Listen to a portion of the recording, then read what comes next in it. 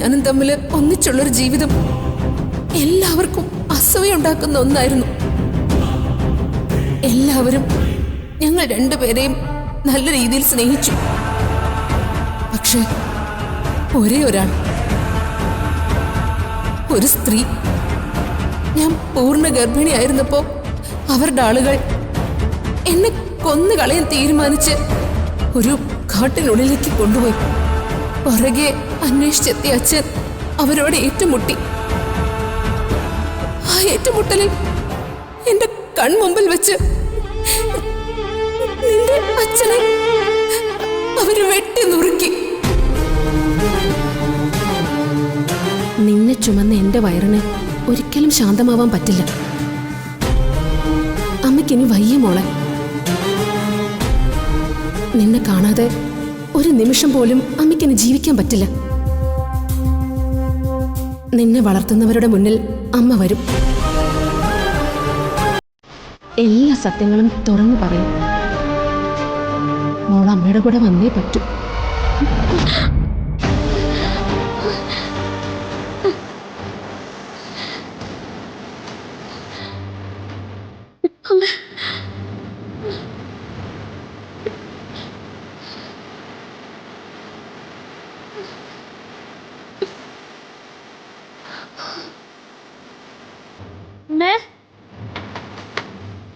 അമ്മേ, അമ്മ ഞാനാ. അമ്മ ഞാനാ. അമ്മേ,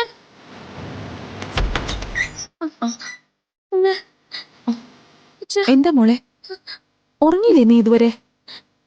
എനിക്ക് ഉറക്കം വരുന്നില്ല. ഞാൻ അമ്മയുടെ കൂടെ കിടന്നോട്ടെ. എന്തെങ്കിലും സ്വപ്നം കണ്ട് പേടിച്ചോ മോള്? മുഖമൊക്കെ വല്ലാണ്ടിരിക്കുന്ന പോലെ. അതെ അച്ഛാ, കണ്ടു. ആരൊക്കെ വന്നെന്നെ പിടിച്ചുകൊണ്ട് പോകുന്ന പോലെ. ഞാൻ അച്ഛൻ്റെ അമ്മയുടെ അടുത്തുനിന്ന് അകന്നകന്ന് പോകുന്ന പോലെ. എന്താ മോളെ ഇത്? ഇത്രയും വലിയ കൃഷ്ണഭക്ത എങ്ങനെ പേടിക്കുന്നേ? നിന്റെ ഭഗവാൻ അങ്ങനൊരു അവസരം വരുത്തുവോ? അല്ല, ഇനി ആരെങ്കിലും വന്നാൽ തന്നെ നിന്റെ അച്ഛനും അമ്മയും നിന്നെ വിട്ടുകൊടുക്കോ? എന്റെ മോളുടെ ഒരു കാര്യം കേട്ടോ ചോദേ, കണിമംഗലത്തുകാർക്കൊക്കെ ഇയാളെ കുറിച്ച് പറയാൻ 100 നാവാ. പക്ഷെ ഇവളെ എത്ര പാവാണെന്ന് നമുക്കല്ലേ അറിയൂ. ഒരു കാര്യം ചെയ്യ്, അമ്മയും മോളും കൂടി ഇവിടെ കിടന്നു, അച്ഛൻ അപ്പുറത്തെ മുറി കിടന്നു. കഴിഞ്ഞില്ലേ നിന്റെ സങ്കടം? എനിക്കെന്നും അച്ഛൻ്റെ അമ്മയുടെ അടുത്തുണ്ടാവണം. എന്താ ഇവിടെ ഈ കുടുംബത്തെ ആർക്കും ഉറക്കമൊന്നും ഇല്ലേ? മോളെന്തോ കണ്ട് പേടിച്ചു പോയി അമ്മ. ഇവിടെ യശോദയുടെ കൂടെ കിടക്കണം എന്ന് പറഞ്ഞു വന്നതാ. എന്നാ നീ ഒരു തൊട്ടിലും കൂടി കെട്ടിക്കൊടുക്കാത്ത എന്താ? തൊട്ടിലി കിടത്തി ആട്ടി ഉറക്കേണ്ട പ്രായമല്ലേ? അല്ല, അമ്മ എന്തിനാ എണീറ്റ് ഇങ്ങോട്ട് വന്നത്? അമ്മയ്ക്ക് ഉറക്കമില്ലേ? ഇവിടെ ബാക്കി എല്ലാവരും കണ്ണും വിളിച്ചിരിക്കുമ്പോ ഞാൻ ചെന്ന് കിടന്ന് ഉറങ്ങിയിട്ട് എന്താ? അമ്മ പോയിക്കോളൂ, അവര് ഒരുമിച്ച് കിടന്നോട്ടെ. ഞാനൊന്നും പറയുന്നില്ല. ഈ പുന്നരിക്കാൻ വരുന്നതൊക്കെ എന്തിന്റെ പേരിലാണെന്ന് എനിക്ക് നന്നായിട്ട് അറിയാം. പ്രത്യേകിച്ച് അവകാശമൊന്നും ഇല്ലാത്തവർക്ക് എന്തെങ്കിലുമൊക്കെ കാണിച്ചു പിടിച്ച് നിൽക്കണ്ടേ?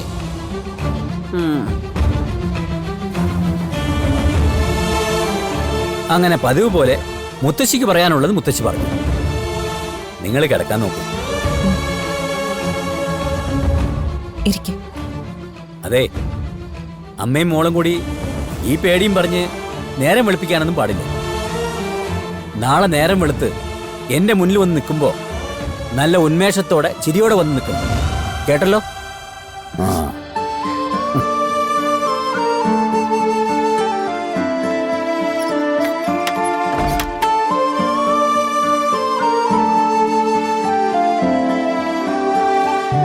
മോള് കിടക്ക്.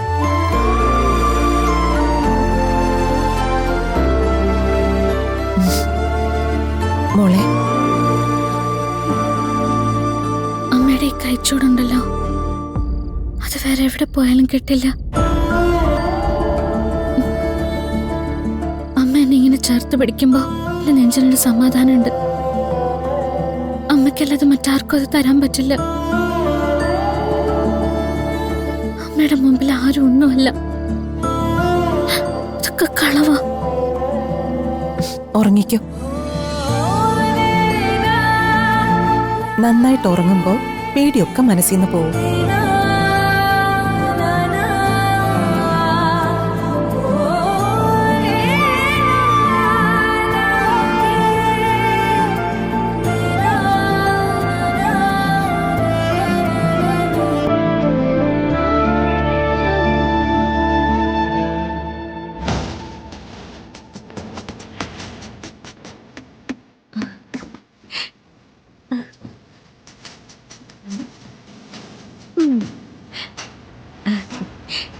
ഇന്ദ്രജിത് മേനോന്റെ നായികയായിട്ടുള്ള സ്ക്രീൻ ടെസ്റ്റ്.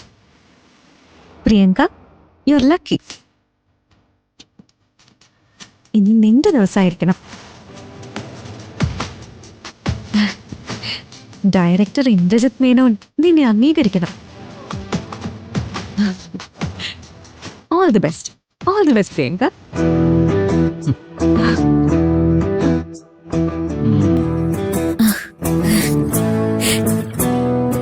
കൊള്ളാമോ വരുൺ? എന്നെ കാണാൻ കൊള്ളാമെന്നാ ചോദിച്ചേ. കഴിവുകൾ തീരുമാനിക്കാൻ വേണ്ടിയിട്ടാണല്ലോ അവർ സ്ക്രീൻ ടെസ്റ്റ് വെച്ചിരിക്കുന്നത്. എന്റെ മുമ്പിലല്ല, അവിടെയാണ് പ്രൂവ് ചെയ്യേണ്ടത്. അക്കാര്യത്തിൽ എനിക്ക് കോൺഫിഡൻസ് ഉണ്ട്. നീ തോക്കാൻ പാടില്ല, എന്റെയും ആഗ്രഹം തന്നെയാ. പക്ഷേ കണ്ടീഷൻസ് ഞാൻ വീണ്ടും പറയേണ്ട ആവശ്യമില്ലല്ലോ. പേടിക്കണ്ടെന്നേ. ഞാൻ ഹീറോയിനാകുന്ന പടം പുറത്തിറങ്ങിയാ പിന്നെ ഒരു നിമിഷം പോലും ഞാൻ വരുണിന്റെ ജീവിതത്തിലോ ഈ കണിമംഗലത്തോ ഉണ്ടാവില്ല. എനിക്ക് പിന്നെ എന്റേതായ ലോകം.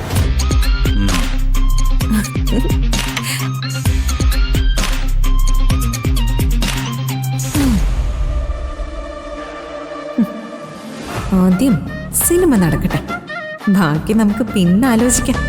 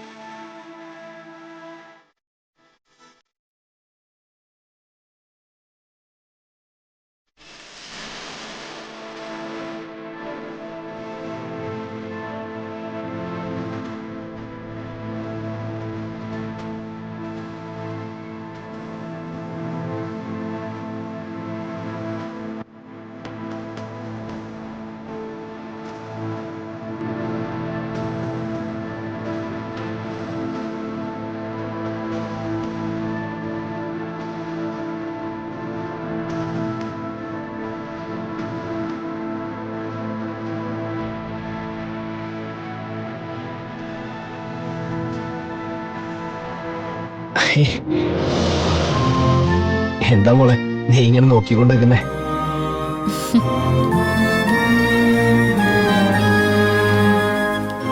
ഞാൻ ഏട്ടൻ നടക്കുന്ന കാണുകയായിരുന്നു. ഇപ്പൊ ബുദ്ധിമുട്ടൊന്നുമില്ല. പിന്നെ നീ ഇവിടുന്ന് പോയതിലുള്ള വിഷമം മാത്രമേ ഉള്ളൂ. ഞാനല്ലേലും ഇവിടെ സ്ഥിരം നിൽക്കേണ്ട ആളല്ലല്ലോ ഏട്ടാ.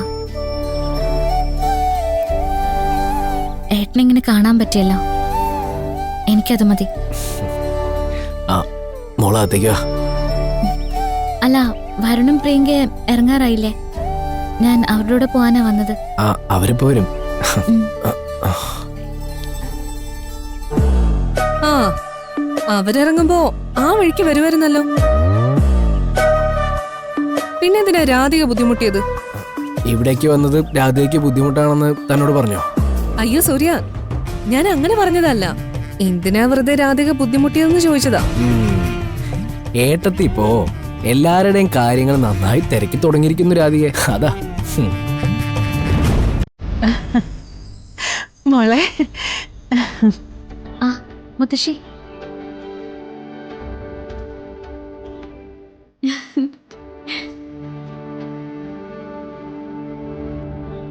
മുത്തശ്ശി, നാളെ മ്യൂസിക് സ്കൂളിൽ എൻ്റെ ഒരു പ്രോഗ്രാം ഉണ്ട്. ഇവിടുന്ന് എല്ലാവരും കൂടി വരുമോ? എല്ലാവരുടെയും കാര്യം എനിക്കറിയില്ല, പക്ഷെ ഇവരൊക്കെ ഉണ്ടാവും. ഇവരൊക്കെയാണല്ലോ അത് കാണേണ്ടതും ആസ്വദിക്കേണ്ടതും. പ്രോഗ്രാം നന്നാവും മോളെ. കൃഷ്ണഗീതയല്ലേ ആടാൻ പോകുന്നേ? അതെ. നിന്നേക്കാൾ യോഗ്യതയുള്ള മറ്റൊരാൾ വേറെ ഇല്ല. ഭഗവാൻ കൂടെ ഉണ്ടാവും. ഏട്ടന്റെ മനസ്സ്.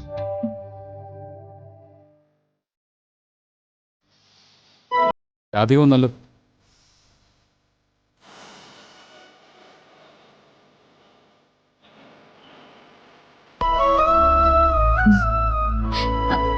അല്ല, നല്ല ചേർച്ചയുണ്ട് രണ്ടുപേരൂടി ഇറങ്ങി വരുന്ന കാണാൻ.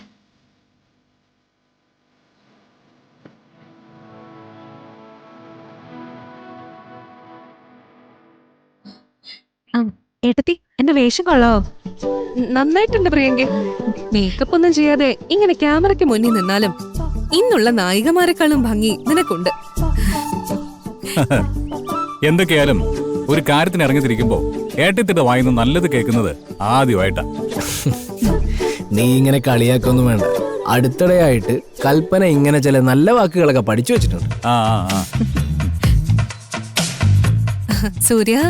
ആ സൂര്യ ഇപ്പൊ എന്നെ കളിയാക്കുന്നതും ഒരു പതിവാക്കിയിട്ടുണ്ട് കേട്ടോ. കുറച്ചു കാലം എനിക്ക് വിട്ടതാ കൽപ്പന. കുറെ കാലം അനങ്ങാൻ പോലും വയ്യാതെ ഞാനിരുന്ന് കേട്ടതല്ലേ. ഓ വരുൺ, നമുക്ക് ഇറങ്ങണ്ടേ? അവിടെ സമയത്തിന് എത്തണം. എങ്കിൽ ഞങ്ങൾ പോയിട്ട് വരാം മുത്തശ്ശി. മോള് തിരിച്ചിങ്ങോട്ട് വരില്ലേ? ഇല്ല മുത്തശ്ശി, ഞാനവിടെ നാട്ടുശ്ശേരിയിലേക്ക് പോകും.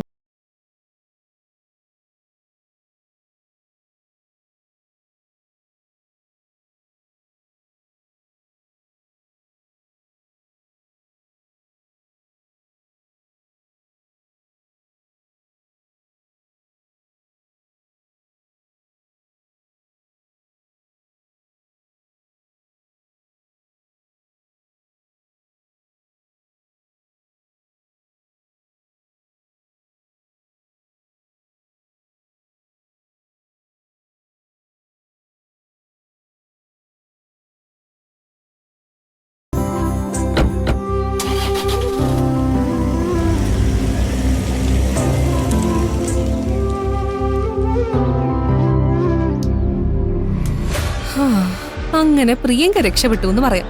അല്ല, പുറം ലോകം കാണാലോ. തനിക്കെന്താ സിനിമയിൽ അഭിനയിക്കണോ? എനിക്ക് എതിർപ്പൊന്നുമില്ല കേട്ടോ. പക്ഷേ അതിനുള്ള കഴിവുണ്ടാവും.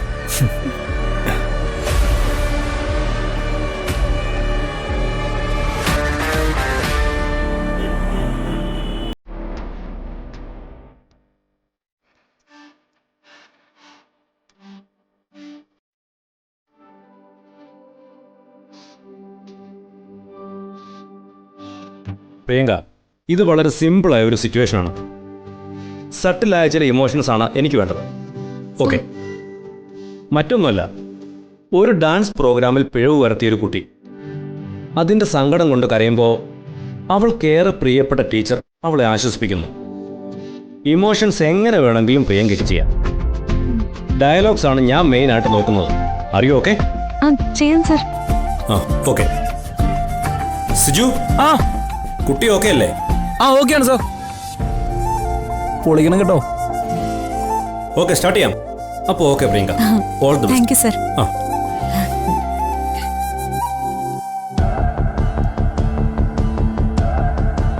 Start camera rolling sir, action. എന്താ മോളെ, എന്താ പറ്റിയേ? എനിക്ക് തെറ്റിപ്പോയി ടീച്ചർ. അതിനിങ്ങനെ കരയാണോ വേണ്ടേ? നമുക്കേ കോൺഫിഡൻസ് കാണിക്കണ്ടേ? ടീച്ചർ പറഞ്ഞു തന്നിട്ടില്ലേ? കരയുണ്ടാട്ടോ. കുട്ടികൾ തെറ്റ് വരുത്തുന്നതൊക്കെ സ്വാഭാവികമോ. അടുത്ത തവണ മോളെ നന്നായിട്ട് ചെയ്താൽ മതി. കട്ട്.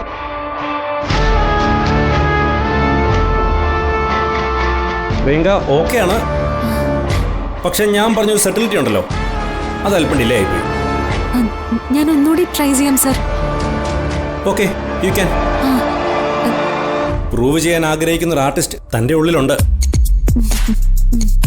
അതൊന്ന് പുറത്തെടുത്താൽ മതി. അപ്പോൾ അടുത്ത ടേക്കിന് എല്ലാം ഓക്കെ ആവും. ജോഷി, നമുക്കൊന്നുകൂടെ നോക്കാം.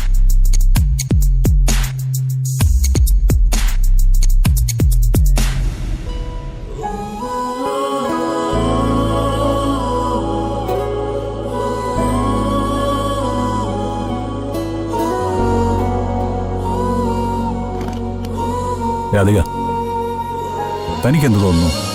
എന്ത്? പ്രിയങ്ക നന്നായിട്ട് പെർഫോം ചെയ്യൂ. അതിപ്പോ ഞാനെങ്ങനെയാ പറയാ? അവൾക്ക് നല്ല ആഗ്രഹമുണ്ട്. അവൾ അതിന് പരിശ്രമിക്കുന്നത് ഞാൻ കണ്ടിട്ടുണ്ട്.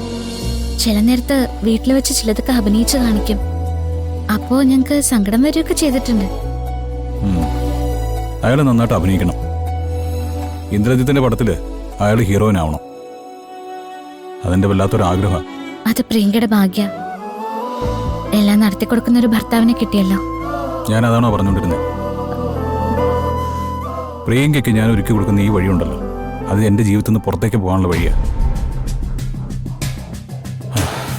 സിനിമയിൽ നായികയായി കഴിഞ്ഞാൽ പിന്നെ അവൾ എന്റെ ജീവിതത്തിൽ ഉണ്ടാവില്ല. അങ്ങനെ ഒരു എഗ്രിമെന്റാ ഞങ്ങൾ തമ്മിൽ. എന്തൊക്കെയാ പറയുന്നേ? സത്യം. എന്റെ ജീവിതത്തിൽ നിന്ന് അനാവശ്യമായി ഒന്ന് പുറത്തു പോകുന്നു. അത്യാവശ്യമായിട്ടുള്ള ഒരാള് അകത്തേക്കും വരുന്നു. ആ അത്യാവശ്യം എന്താണെന്ന് മനസ്സിലായോ? ആ അത്യാവശ്യത്തിന്റെ പേരാണ് രാധിക.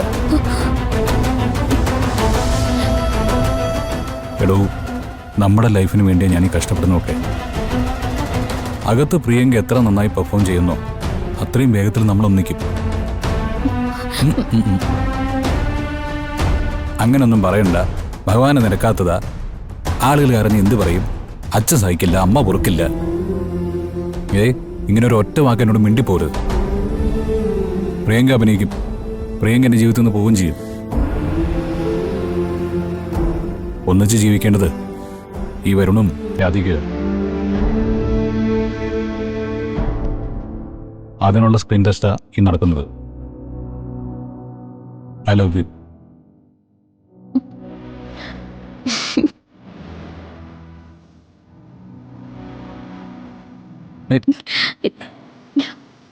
ഇവിടെ ഇരുന്നാ മതി. എന്നെ നോക്കിയിരിക്കണം.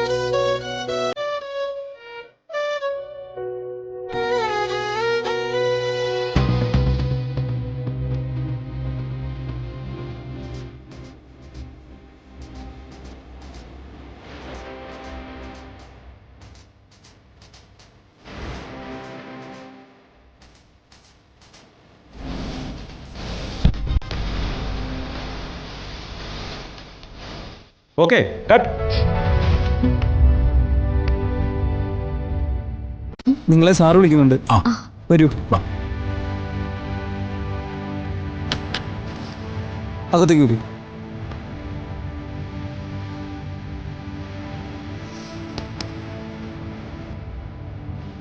എന്തായി? ആ, നമ്മൾ തമ്മിൽ നല്ലൊരു സൗഹൃദമുണ്ട്. പ്രിയങ്കയുടെ സ്ക്രീൻ ടെസ്റ്റ് അതിനൊരു ബാധ്യതയാകുമെന്ന് എനിക്കൊരു പേടിയുണ്ടായിരുന്നു. But she did well. അയാൾ കൊള്ളാടോ. ക്യാമറയുടെ മുമ്പിൽ ഒന്ന് നിന്ന് വരുമ്പോൾ അയാൾ ഗംഭീരമായി പെർഫോം ചെയ്തോളൂ.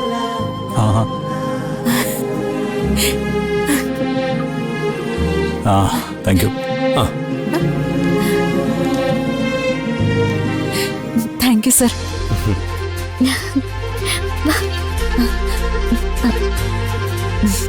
നന്നായി മോളെ, എല്ലാവർക്കും ഇഷ്ടായി. ആ വരുൺ, ഇനി മുന്നോട്ടുള്ള കാര്യങ്ങൾ ഞാൻ അറിയിക്കാം. തൽക്കാലം ഇത് ഓക്കെയാണ്. ദെൻ പ്രിയങ്ക കുറച്ചുകൂടി ഒന്ന് കോൺസെൻട്രേറ്റ് ചെയ്യണം. വേറൊന്നുമല്ല, ഈ സാധാരണക്കാരുടെ ഒരു ഫീലിങ്സ് ഇല്ലേ, അത് അടുത്ത് നിന്ന് നോക്കിയാൽ മതി. അത് അവര് പോലും അറിയാതെ നമ്മളുടെ ഉള്ളിലേക്ക് കയറിക്കോളും. ശരി. ഒരു തുടക്കം മാത്രമല്ലല്ലോ, ഒരു നല്ല ജേർണി കൂടി നടത്തണ്ടേ? ഞാൻ ശ്രമിക്കാം സർ.